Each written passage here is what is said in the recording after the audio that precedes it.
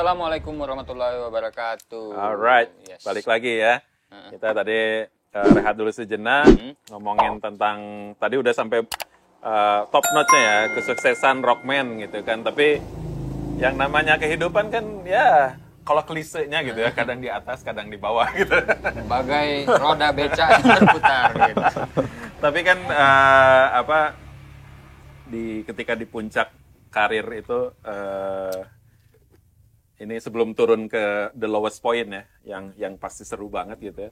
Ketika di puncak karir itu ada nggak perubahan lifestyle dari owners gitu kan? Ini banyak hal yang yang akhirnya teh dulu mah nggak gitu, tapi kok pas setelah mewah ini jadi gimana gitu? Iya, iya. Buat hikmah aja sih buat yang lagi nonton. Yang harus hati-hati ketika lu ada di puncak tuh harus ngapain sih hati-hatinya gitu. Jadi rock saya tuh peak puncaknya itu dari 2005. 2005 omsetnya tuh naik terus sampai pokoknya dari 2005 sampai 2013 itu Kas aman aja. kas aman. Buka toko di mana-mana. Buka toko sampai 7 gitu kan. Karyawan banyak gitu. Mau beli apa saya beli gitu kan. Mau beli apa saya beli, sedikit boros sih. Yeah. Cuman waktu itu saya tuh kan orangnya nggak bisa diam. Jadi ketika ini udah jalan nih Rockman. Yeah. Saya mau bikin ini lagi. Saya mau bikin ini gitu. Nah ternyata Banyak energi ide ya. ya ternyata si perusahaan tuh saya tinggalkan. Maksudnya saya nggak 100% di situ tuh berpengaruh. Akhirnya ya ke manajemen jadi nggak bagus, terus penjualan jadi nggak bagus, jadi nggak kekontrol lah gitu. Dan dulu itu saya buka toko karena ini demand-nya tuh besar gitu. Hampir seluruh kota di Indonesia meminta barang gitu. Nah sampai satu titik saya tuh ada yang menawarkan pinjaman bank, terus ya udah saya pakai buat memperluas pasar. Ya, bikin toko ya. Ketika di top notch tuh lirikan bank semakin tajam ya. Wah, ya potensi jadi kan itu nafsu untuk dari toko cuma satu jadi kedua, jadi ketiga, untuk jadi lebih pecah lagi gitu. Iya, soalnya apa? Ya itu nafsu, udah nafsu. Nafsu buat bikin toko sebanyak-banyaknya gitu. Jadi it's all about cuan. Jadi disuplai cuan biar cuannya lebih banyak gitu. Yeah. Nah itu kan yang pasti ketika sudah ada dari pinjaman bank segala macam, what happened? Nah setelah pinjaman bank masuk, terus ya usaha berkembang. Cuman dulu tuh saya pernah diingatkan sama ibu saya gitu. Ini kamu minjem uang pakai jaminan rumah kamu, emang kamu yakin ini bakal baik-baik aja gitu? Saya bilang, insya Allah mah, soalnya usahanya juga jalan. Nah, itu sombong saya itu. Orang tua udah mengingatkan, tapi saya nggak menggubris. Oh ya dah, jaga aja katanya. Kamu udah berkeluarga. Oke, saya jaga. Ternyata takdirnya berubah ya. Takdir berubah. Tiba-tiba pada satu saat itu si beli putus, macet semua, bayar-bayar di luar kota menghilang, sedangkan saya produksian banyak, aset numpuk, gak bisa keluar. Nah itu kan jadi beban tersendiri gitu. Akhirnya kita tuh wah ini kayaknya mesti nambahin lagi nih modalnya, ajuin lagi, tambahin lagi, suntik lagi. Tapi ternyata lubang keluarnya tuh nggak mulus gitu. Akhirnya satu titik, wah ini nggak sehat nih, nggak sehat. Yaudah kita rampingkan tuh dari efisiensi itu dari mulai kantor saya yang bertingkat 3 dipindahin ke rumah. Jadi nyewa rumah gitu jadi dekat rumah ada rumah disewakan, saya nyewa situ. Terus si toko-toko tiba-tiba naik 2 kali lipat. Waduh, sewanya. Hampir semua 7 toko itu berbarengan. Habis. Wah, saya udah nggak bisa nih. Saya udah nggak bisa apa?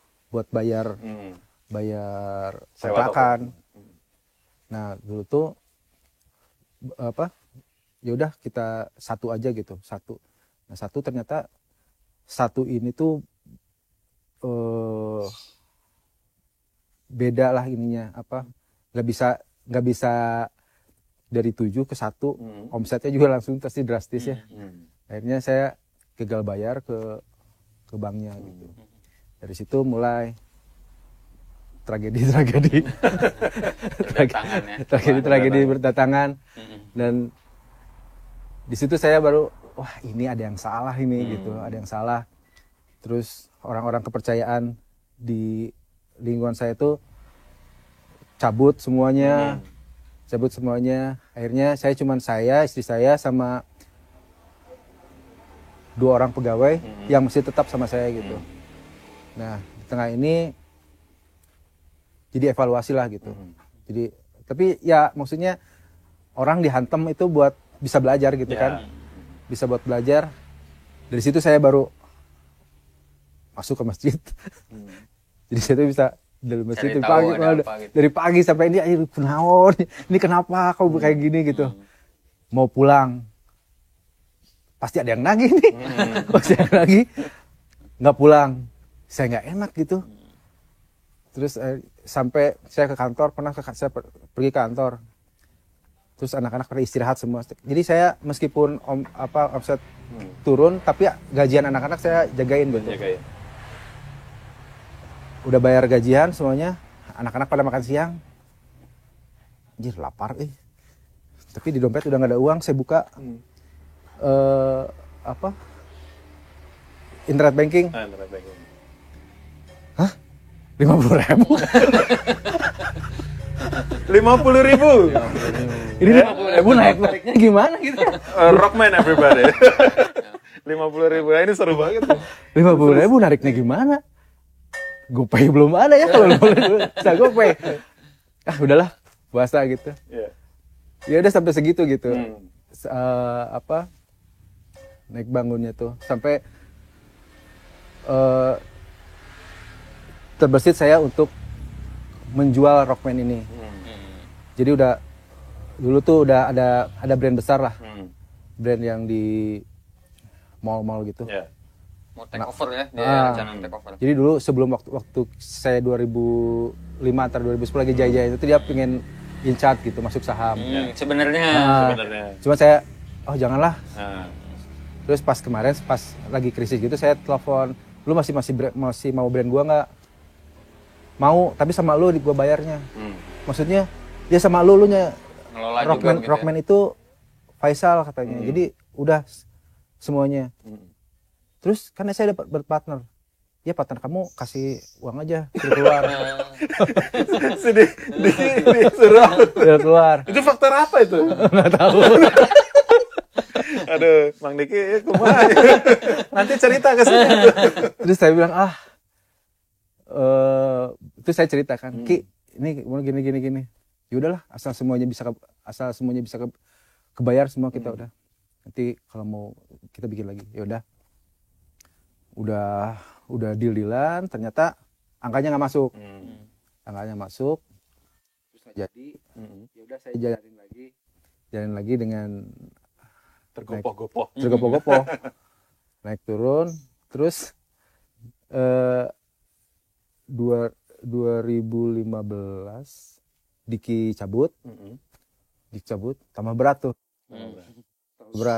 Tambah berat karena saya harus fight sendiri gitu fight sendiri. Saya harus membereskan semua masalahnya sendiri gitu kan. Ya udah akhirnya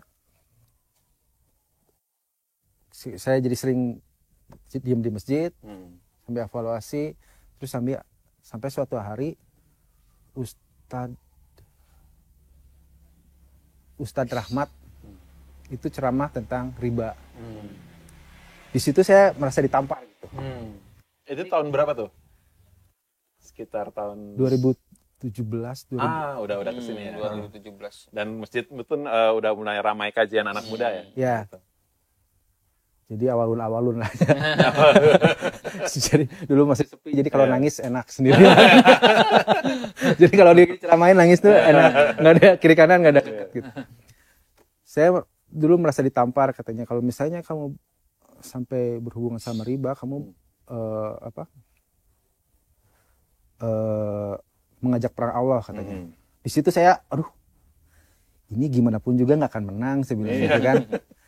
Di situ dan Rasulnya di situ saya pulang ke ibu saya, terus saya minta maaf gitu. Ingat konversasi yang dulu itu. Iya, jadi saya minta maaf gitu. Nah ini kan sebenarnya momen paling deep tuh sebenarnya kan ketika kita istilahnya sih berduaan saja sama Allah gitu kan. Nah ketika doa tuh kan pasti teman-teman di rumah juga pengen tahu nih ya. Bagaimana sih waktu itu doa yang disampaikan ketika dalam the lowest point saat itu gitu. Dan sudah paham tentang riba gitu. Ya itu, jadi setelah saya dapat pencerahan dari Ustadz itu, saya langsung nggak pulang itu. Waktu saat itu tuh nggak pulang. Saya diem itikaf di masjid. Ya introspeksi lah pertamanya. Mungkin saya pernah ada salah sama orang tua atau apa gitu. Ya doanya sih saya yang pertama, kalau ini benar emang teguran buat saya terima. Kalau misalnya ini apa yang saya lakukan selama ini menyakiti hati orang tua, saya terima. Kalau misalnya ini teguran karena saya terlalu sombong, saya terima. Saya minta ampun di saat itu semuanya. Saya yang saya terngiang-ngiang itu yaitu ketika kamu memakai riba gitu, memakan uang riba, itu berarti kamu menyatakan perang sama Allah. Itu yang saya nggak itu takut banget gitu, takut banget. Jadi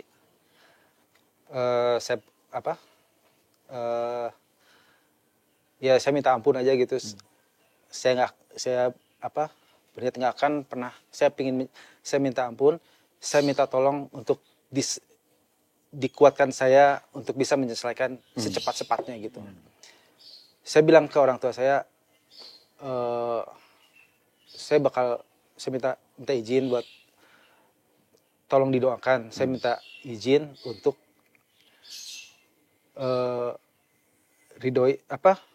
kasih saya ridho untuk bisa membereskan ini secepat-cepatnya itu.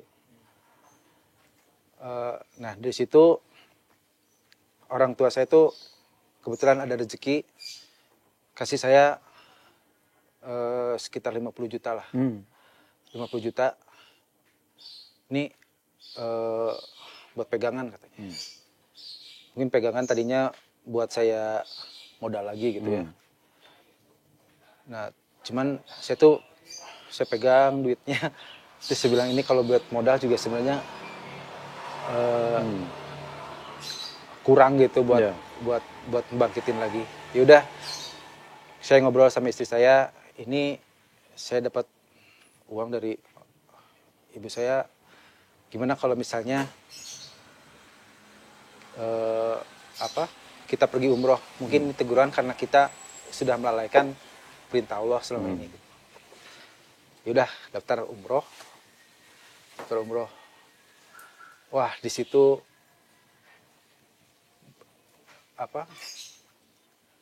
baru pertama kali umroh. Jadi ketika ketemu lihat Ka'bah tuh nangis yang sejadi-jadinya, mengadu lah gitu semuanya. Mengadu semua permasalahan semua. Ya selama di sana tuh udah mellow aja terus berdua. Mellow. Sampai pulang ke rumah, ya udah pulang ke Bandung. Kita beresin lagi satu-satu. Nah, tahun berikutnya dapat keajaiban lagi nih dari Bang Ucok. Bang Ucok Jaklot. Bang Ucok Jaklot tuh, Sal, lu mau umroh nggak? Wah bang, gue lagi beres-beres hutang gitu. Lagi beres-beres nih buat umroh, udah nggak ada budget. Udah gini aja, lu punya barang nggak? Bayar sama barang aja. Barang yang agak lama nggak apa-apa bang. Nggak apa-apa sikat. Barang yang udah broken size nggak apa-apa bang. Nggak apa-apa sikat. Ya udah, Bu, tahun sekarang kita umroh lagi, saya bilang gitu. Ah emang punya uang? Itu bayarnya pakai barang. Barang yang numpuk aset itu ya, Masya Allah. Akhirnya kita berangkat lagi. Nah yang kedua ini doanya masih doa yang sama karena belum beres kan. Doanya masih doa yang sama. Minta tolong dipercepat dan dimudahkan semua urusan ini gitu. Dan akhirnya tahun ketiga bisa beres gitu. Ya sebenarnya Allah ngasih masalah ngasih ujian ke kita itu sebenarnya sekaligus dengan solusinya. Cuman kita gimana cara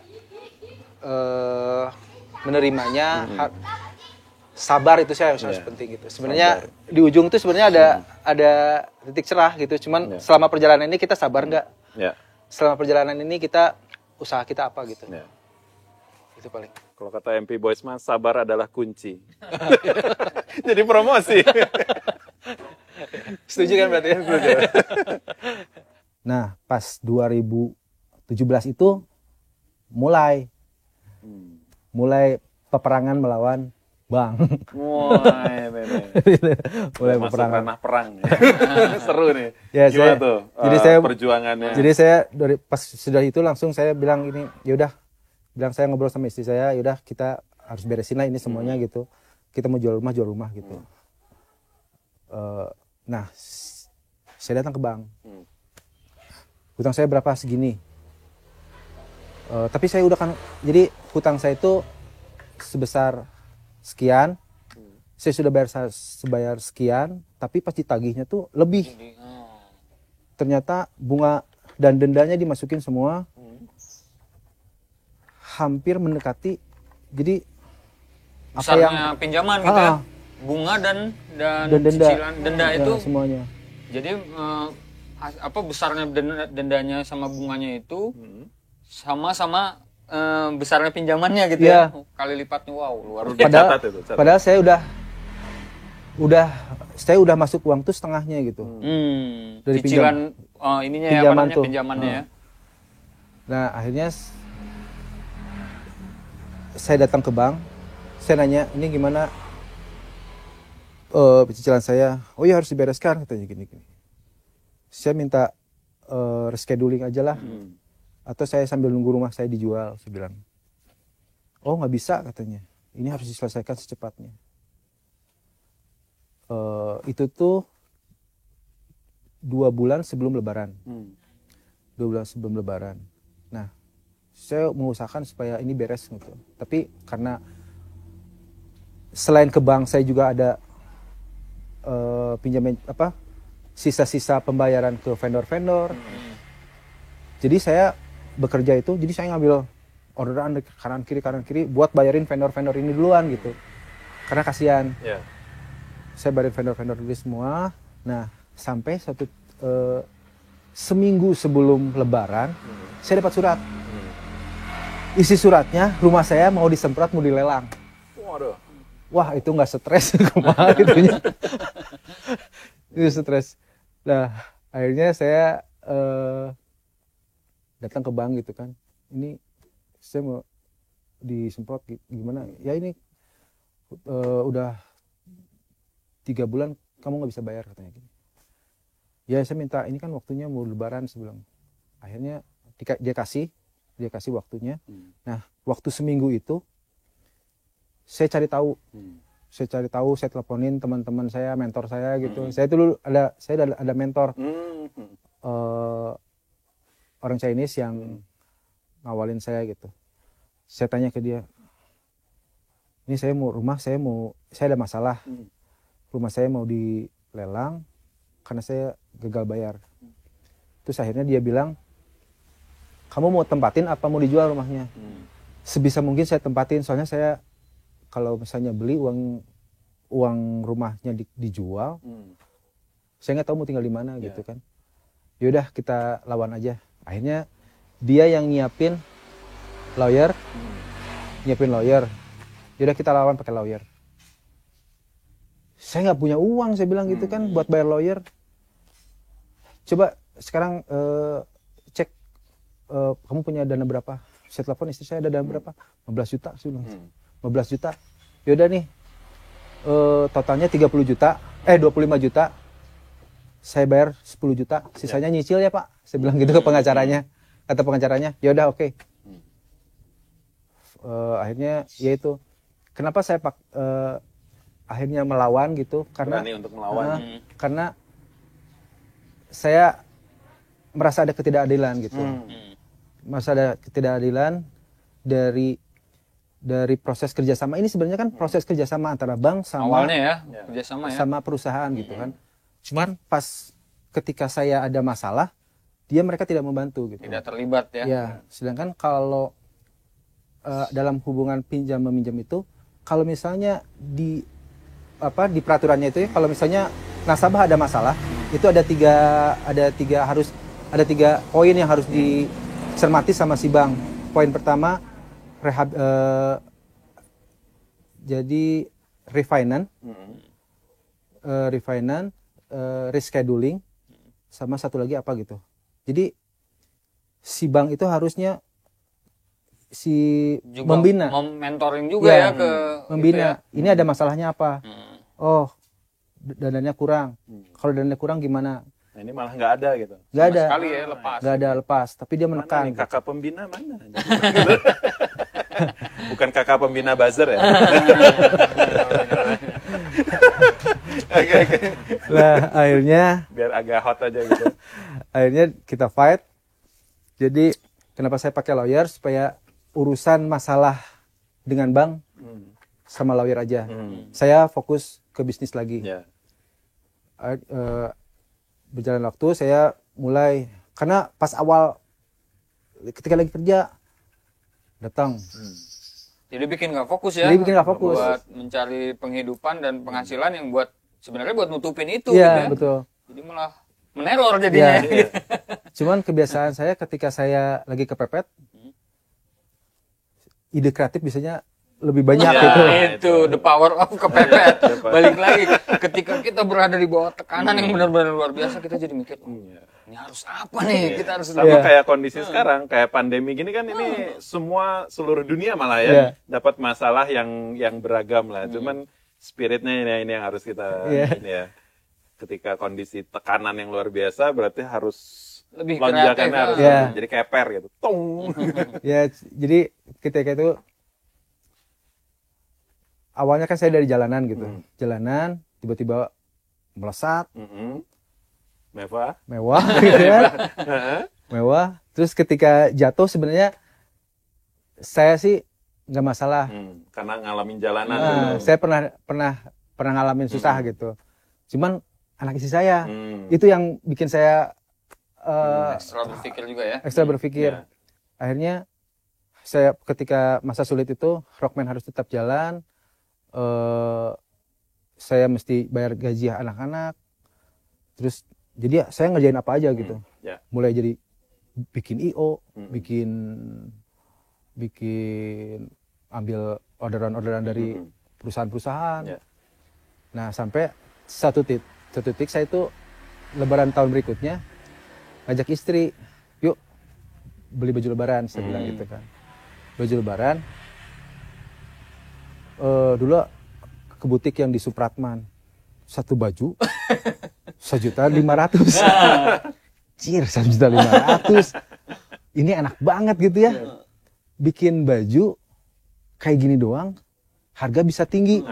Sedangkan saya bikin brand clothing streetwear yang saya gitu ya. Saya memikirkan hang tag itu harus gimana, label itu harus gimana, jahitan itu harus gimana, desain harus gimana, aplikasi desain harus gimana.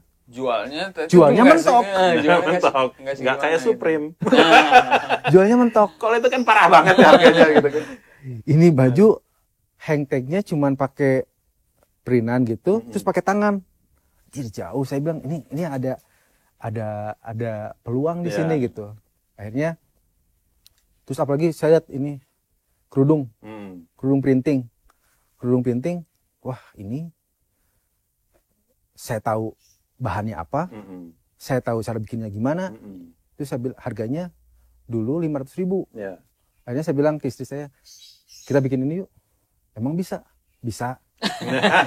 Saya pulang ke rumah, saya ngedesain, saya cari tukang printing, ngeprint, terus nih Bu, jadi, oh ya ini bisa dijual. Kebetulan istri saya followernya banyak. Jadi bisa kasih tahu Instagram. Jadi dia jualan itu, wah progresnya cepat ya. Cepat gitu. Percepatan juga ya. Jadi akhirnya istri saya kan dulu bikin aksesorisnya udah jalan, terus bikin hijab. Nah, kita ada peluang lagi nih gitu bikin baju muslim. Istri saya bilang pingin bikin baju muslim katanya, soalnya yang sesuai dengan karakter sekarang tuh bajunya kayak Barbie semua gitu kan. Kan nggak semua orang pergi ke pasar, pergi ke main tuh pakai baju kayak gitu. Dia udah bikin tuh masih ada sisa label brand cewek saya. Oh yaudah pakai aja, akhirnya berkembang dan hasilnya luar biasa gitu. Hasilnya luar biasa. Mewah lagi. Ya alhamdulillah. Apa sih Ucai mewah lagi? Alhamdulillah. Saya bisa 2019 kemarin saya sudah bisa membereskan semua masalah piutang, baik yang orang sama yang bank yang. Jadi berarti ketika perang melawan Raja Riba tadi ya. Berarti menang ini ya. Alhamdulillah menang. Oke. Mudah-mudahan jangan balik lagi. Ya. Ini tips buat teman-teman yang lagi usaha ya, yang lagi struggle atau sudah terjerumus gitu ya. Di perkara riba, ini bisa diambil banget ya. Dari top notch-nya gimana dia berjuang, dan ketika niatnya memang untuk menegakkan keadilan gitu ya. Bukan hanya superhero yang menegakkan keadilan, itu kita ini di sini yang bukan juga mungkin jaksa atau hakim ya. Iya. Seorang ketika tahu entrepreneur. Ketidakadilan ada itu, sebenarnya kita sebagai orang yang mulai paham ini bisa memperbaiki keadaan sebenarnya. Jadi orang-orang yang mungkin mentok dan takut berurusan dengan hukum, ini ada referensi yang sangat luar biasa yang kita ambil hari ini. Mantap. Saya tuh sebenarnya kalau saya pribadi paling males ya kalau udah harus ke pengadilan apa gitu kan. Ya. Tapi ya maksudnya saya juga berani ngomong di Breadside ini, saya pengen teman-teman yang pernah atau sedang berhadapan dengan masalah dengan bank, ya jangan takut gitu. Masih banyak jalan, dan sebenarnya bank itu kenapa seperti bertolak pinggang gitu, karena kita tuh ketika meminjam uang kita tidak pernah membaca pasal-pasal yang banyak itu. Nah, jangan sampai I don't read what I sign. Ya, cuman itu accept. Itu kan biasanya kalau di internet tuh lihat apa. Jadi budaya membaca ini emang harus ya ditegakkan kembali ya. Nah, dan kalau misalnya buat teman-teman yang pingin usaha ternyata tidak punya modal, sekarang udah banyak kok institusi-institusi yang menawarkan kerjasama atau membeli saham atau gimana lah gitu ya. Tanpa riba ya. Tanpa riba. Kayaknya itu lebih cocok gitu. Dan benar-benar itu kerjasama ya. Jadi ketika ada keuntungan mendapatkan, tapi ketika kerugian itu ditanggung bersama-sama. Gitu ya. Ya sekarang tuh, tapi jangan juga ini sekarang tuh banyak yang menawarkan, saya masuk saham ya. Tapi ketika setiap bulan harus lu nyetor. Itu mah bukan. Beda ya. Beda tuh. Ya. Oke, itu mah cuma nanam aja nggak kerja bareng ya gitu. Ya. Ketika senang dia ikut senang, ketika susah lu aja gitu. Gitu. Nah, itu mah sama-sama aja, mirip-mirip juga ya sama mirip juga. Jadi harus pilih-pilih juga. Alright. Nih inspirasi juga ya dari sini. Nah, ini tadi udah sesuatu yang pelajaran yang luar biasa yang emang sesuatu yang harus kita tahu ya, karena di situasi seperti ini juga apalagi ya. Nah, sekarang kita yang relax nih. Katanya Kang Faisal nih lagi hobi ngumpulin kamera. Ya. Atau bisnis kamera. Kamera ada analog. Potensi apa lagi? Analog. Nah, ini berarti jadul vintage. Ya. Klasik ya. Ya. Jadi film-film masih pada pakai film 135 atau 120.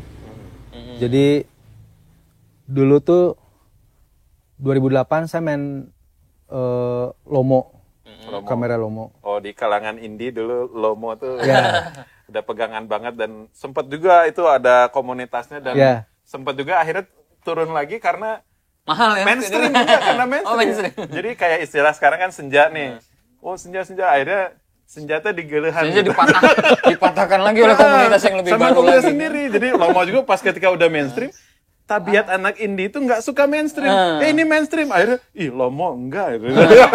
Pokoknya paling ingat di Lomo itu kalau abis moto langsung kipas-kipas. Masih gitu. Dan dulu cuman ada di Tangkuban Perahu. Gimana lagi? Nah, jadi main itu. Jadi saya tuh nyimpan film banyak gitu. Tapi karena nyuci susah. Jadi akhirnya saya simpan di tempat kerja aja. 2018 teman saya posting tuh di Instagram film-film lagi gitu. Terus saya bilang ini saya punya film di rumah, bawa tuh ada sekitar 80 roll, saya bilang gitu, bawa aja. Udah dibawa, terus dia manasin, nih gua nggak bawa semuanya, sisanya 5 lu pakai. Wah, gua udah nggak ada kamera, nih gua pinjemin kameranya. Terus mulai coba-coba, wah asik lagi nih gitu kan, asik lagi. Terus akhirnya yaitu mulai dari kamera 1 naik, akhirnya banyak aja, banyak. Terus ada teman mau beli, saya jual gitu. Saya jadi biasanya beli, kalau yang itu beli 2 gitu, saya beli 1, saya pakai 1, satu lagi jual gitu. Dan akhirnya karena si komunitas ini ternyata membesar, saya melihat peluang di situ. Akhirnya saya buka tempat develop cuci film. Jadi ada di Saparua juga, namanya The Saparua Lab. The Saparua Lab. Jadi saya terima cuci, scan film. Dan itu buat teman-teman yang nyimak nih, apakah itu bisnis yang menjanjikan nggak? Bisa jadi alternatif lah ya. Ya hobi lah ini ya. Tadinya karena hobi, tadinya saya beli mesin cuci, beli scanner itu karena saya kalau udah nyuci harus ke tempat seni abadi, suka jauh gitu. Kadang-kadang kan kalau orang udah nyuci tuh, udah motret, cabut, cuci, bisa tungguin nggak? Enggak, bete ya.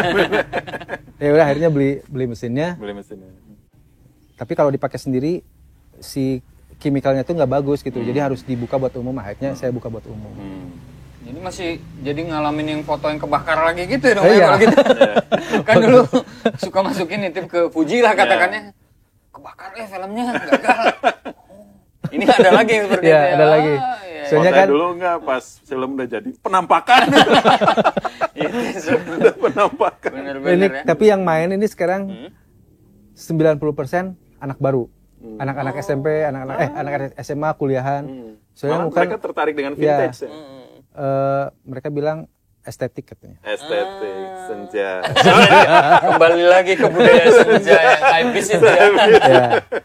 Dia kan sempat ada filter-filter tuh di aplikasi kan. Ya, ini tuh rootsnya apa sih? Kita cari tahu rootsnya ya. apa? Akhirnya ini. Jadi kita tuh sambil edukasi, ini filmnya masukinnya kayak gini. Ini seru sih. Gitu ya. Tapi itu produk kameranya itu harus ada yang produksi baru atau memang yang lama-lama yang jadul-jadul gitu kameranya? Kamera baru kan udah nggak ada. Jadi udah memang nggak keluar yang lama-lama itu ya? Terakhir itu tahun 2000. Produksian baru belum dilirik sama produsen yang lama untuk produksi lagi ya? Belum ya? Atau ada? Produsen lama justru pada bangkrut. Pada bangkrut. Jadi udah rare. Udah Rare. Udah finish ya sebenarnya. Makanya si value dari si bendanya tuh naik kan. Ya, lagi jadi harga gelap. Ya, sama kayak Vespa Lambretta gitu. Yang zaman dulu kan udah, kalau zaman sekarang ya gitu aja gitu kan. Oke, ini seru banget dan banyak hikmah yang bisa kita petik. Nih daging banget nih obrolan kita, jangan sampai dipotong di tengah jalan nih nontonnya nih. Tapi ngomongnya terakhir. Oke, tapi mudah-mudahan dari percakapan The Bright Side Show dengan Kang Faisal dari Rockman, apa kabar sekarang? Masih.